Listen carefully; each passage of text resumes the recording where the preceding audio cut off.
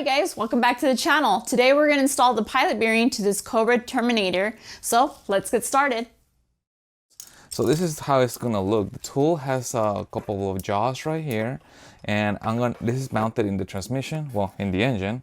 I'm going to insert the tool into the bearing. I'm going to simulate it with this one. And by turning the back of this tool, the jaw is going to expand and it's going to lock onto the bearing. At that point, I'll turn the back of the tool to secure it and adjust the sides of the tool to secure it, and I'll continue to turn with the wrench to pull out the bearing from where it's pressed. Now it is important that I do tighten this all the way so all the little, as you can see, the little jaws are fully engaged on it, otherwise you'll slip. So I make sure that this is fully tightened so before I pull this thing straight out. Now what's going to happen is that the bearing has two sections, the inner section and the outer case.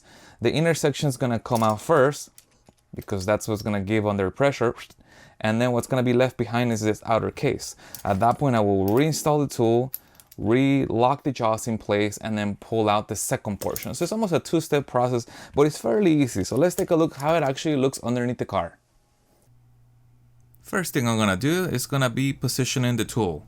I'm gonna get the jaws nice and center and then insert it into the pilot bearing. Once the jaws are fully inserted, then I'm gonna start to play with the sides of this thing right here. They can be moved to the left or to the right, and basically I'm looking for a nice stable platform to push against. So once I have that nice flat area, I can begin to lock both of these screws on the side. The tool is pretty self-explanatory. It's actually not that hard to use. Here I'm just adjusting the center and again making sure I have a nice flat area, and I'm turning this knob right here which continues to expand the front jaws, locking the pilot bearing for me to be able to pull it out. Once it's pretty secure and I feel that it's not gonna slide out, I'm gonna actually put the tool to it and I'm gonna turn the wrench, and that's gonna begin to put pressure on the pilot and eventually begin to pull the pilot bearing out.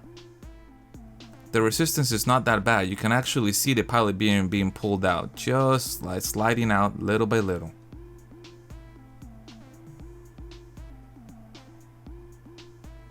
And here we go.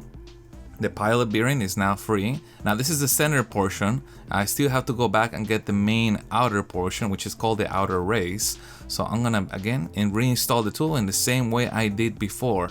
I'm gonna insert the front portion, which are the jaws, lock the side supports, find a nice stable flat place to push against, lock these little screws,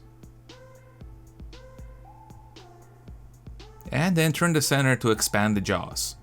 Once I'm confident I have a nice flat and good grip on the outer race, I'm gonna again use my tool and begin to turn this portion right here.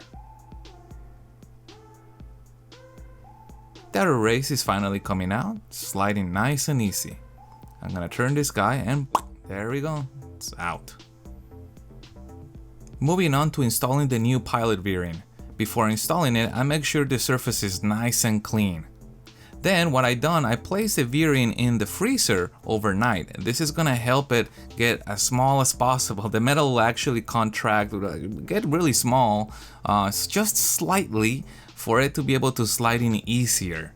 So this just came out of the freezer, it's nice and cold. Now I'm gonna use the old portion from the old bearing, so I'm not hitting the bearing directly.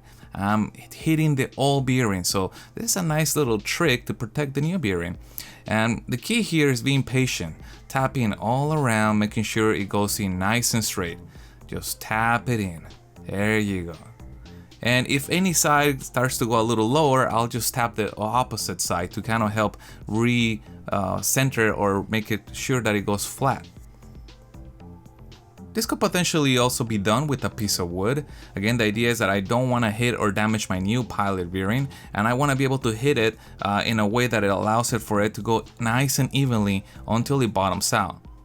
Once the pilot starts to feel like it's no longer moving, it really has bottomed out and we are now set.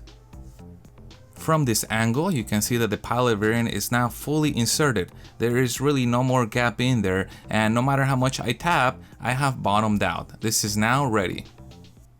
All right, you guys, that was it.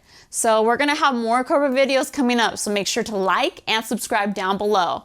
Thanks for tuning in.